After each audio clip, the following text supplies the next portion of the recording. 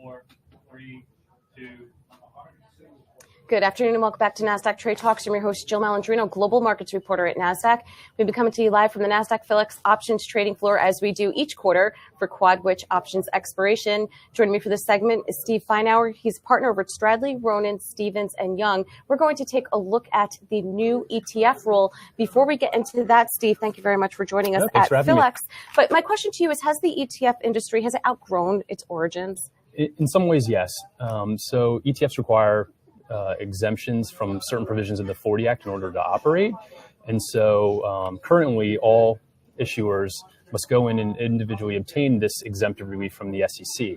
An ETF rule, if it is proposed and ultimately adopted, would obviate the need for new ETF issuers to obtain this exemptive relief, which is removal of a barrier to entry and would enable people to bring ETFs to market without going through the time and expense of obtaining this exemptive relief. And so ETFs have been around for more than 25 years.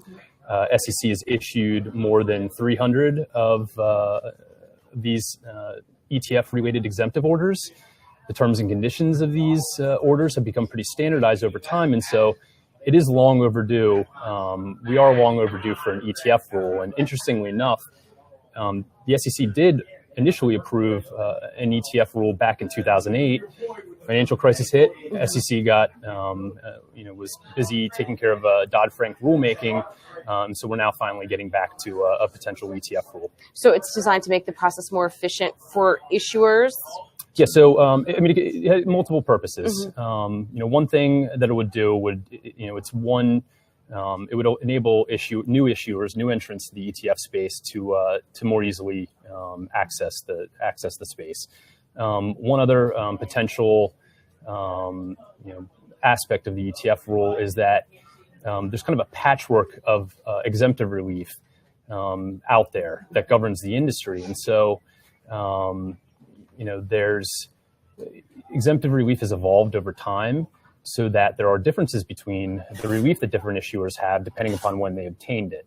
And so this could also be an opportunity where those differences are reconciled and the playing field is leveled for the different issuers that have different types of flexibility based upon the specific relief they have. And when it comes to time frame, is this a 2018 thing? At least for a proposal. So the SEC has stated that an ETF rule is on a short-term agenda, and we expect a proposal by September of this year.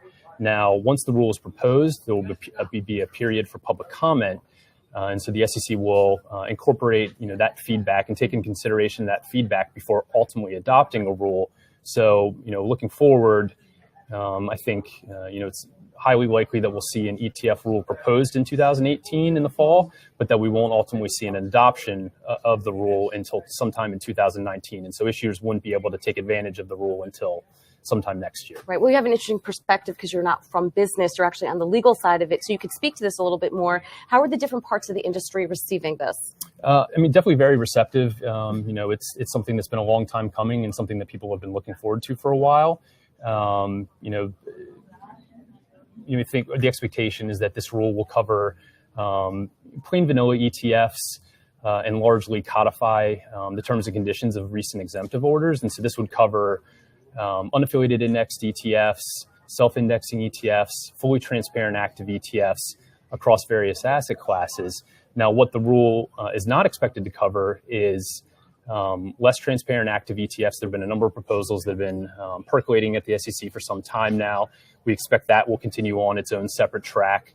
Also, leveraged and inverse ETFs. So back in 2010, since 2010, there's been a moratorium on the issuance of that particular type of relief, and we don't see that changing with this rule. So we don't think that that's the moratorium in effect would continue on. One issue that the industry is keenly focused on is custom baskets. So I mentioned that the relief has evolved over time. So with respect to basket construction, issuers that have obtained relief maybe earlier on, they have more flexibility around custom baskets and basket construction than more recent orders. There are a lot of benefits to ETFs and shareholders through the use of custom baskets. It can reduce portfolio transaction costs, enable an ETF to better track its index.